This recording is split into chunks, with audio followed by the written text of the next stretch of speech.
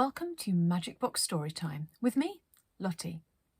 Today, we are going to hear the first chapter of a brand new story. Here is The Tale of the Pilot and the Race.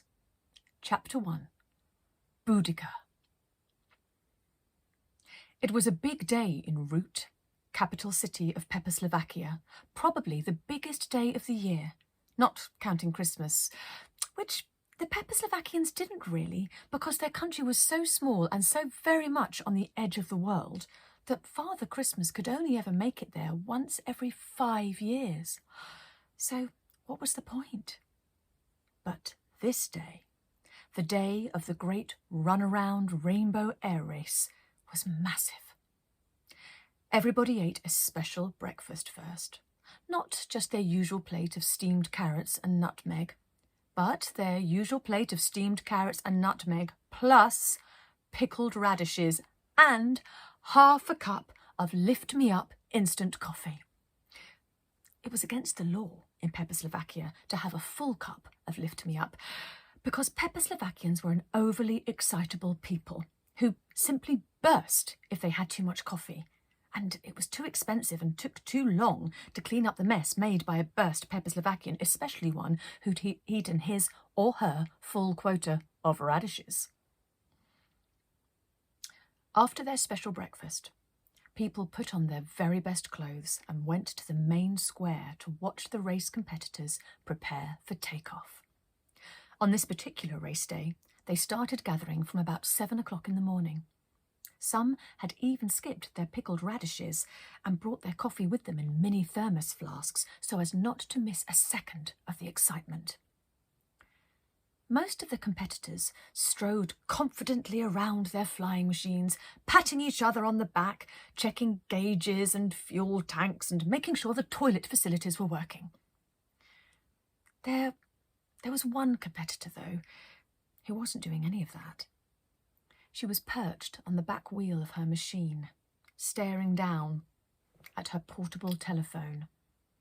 No one came to pat her on the back, and although she was usually quite a confident person, right then, she wasn't feeling happy at all. "Bother it a blast," she muttered. "There's no one else I can call." She slipped her phone in the top pocket of her boiler suit and stood up and turned to face the main square. A group of small people were eyeing her with curiosity. She was the only unconfident-looking air race pilot they could see, and they wondered what was up.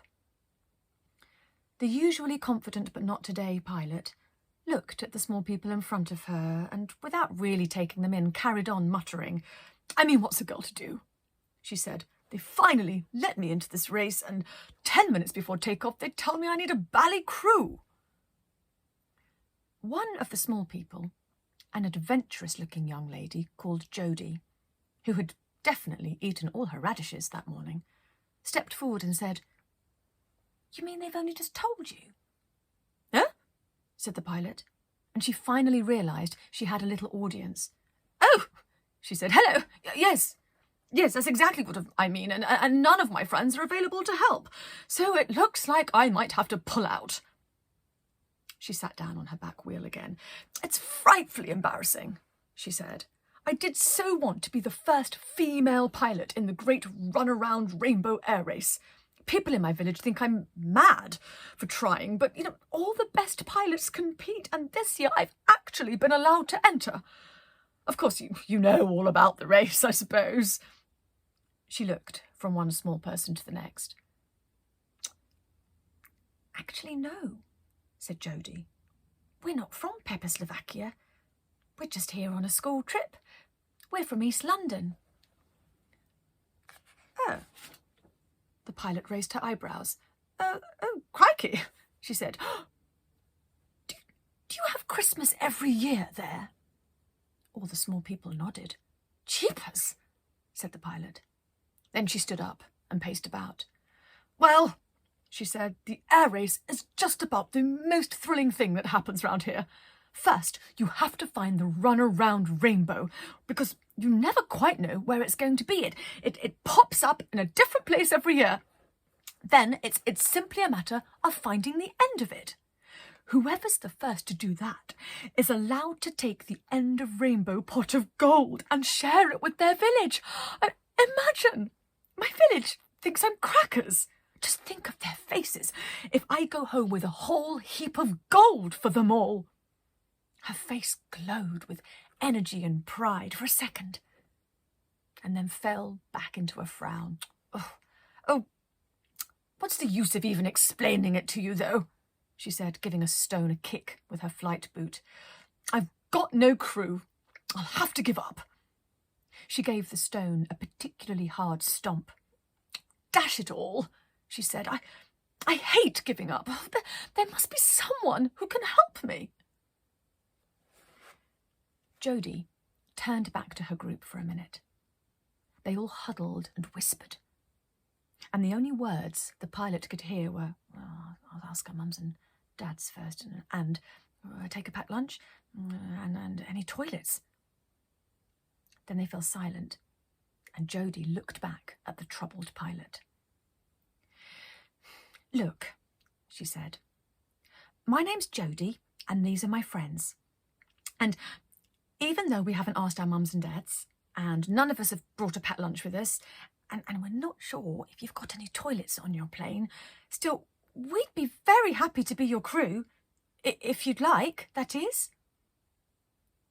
The pilot leapt up, slapped her thigh, and cried, Gadzooks, that's so ripping of you!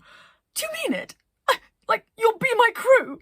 Oh, jumping jacks, I could just squeeze you all to pieces. Right, first things first. My name is Penelope, and I'll be your pilot. Your work will be terribly easy. Basically, we just have to fasten our seatbelts and chocks away. The small people stared at her. Oh, said Penelope. Chocks away is pilot language for off we go. The small people nodded and smiled. They liked it when things were explained properly.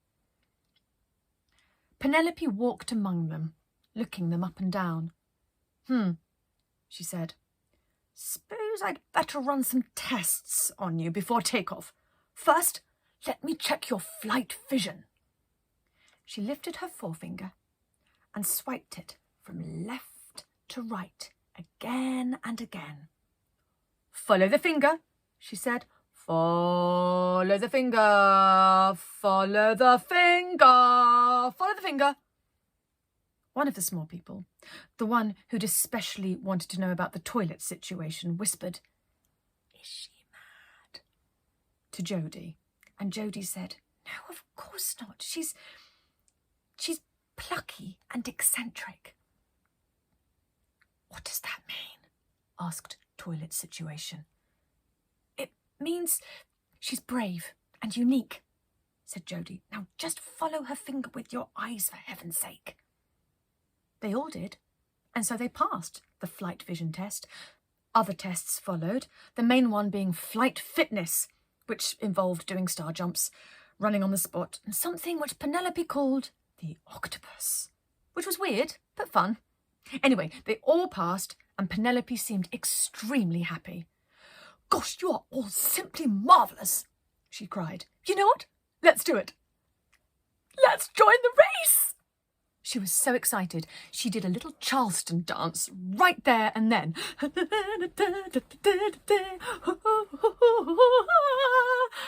And then she said, OK, crew, let me introduce you to my flying machine. She pointed to the very large metal object next to her and said, Here she is. Boudica the biplane. Isn't she a beauty? The new crew stared at Boudica, all speechless apart from Toilet Situation, who leaned towards Jodie and said, I think it's made from old tins of tuna. Jodie looked at him sharply. Poppycock, she said. It's just different, special. Penelope nodded proudly. Special indeed, chaps, she beamed, and she's only 67. Really old tins of tuna, muttered Toilet Situation. Penelope fetched her flight case and asked Jodie to look after it for her. "Fancy being my co-pilot," she said. "You look just the ticket." Jodie, who didn't think she'd ever been a co-anything, felt very honoured. And that is the end of Chapter 1. Join me next time to see what happens in Chapter 2. Will Boudica be able to take off? Will all the team get on board? Join me and find out. Thank you very much for taking the time to listen to Magic Box Storytime with me, Lottie. Thank you very much, and bye-bye.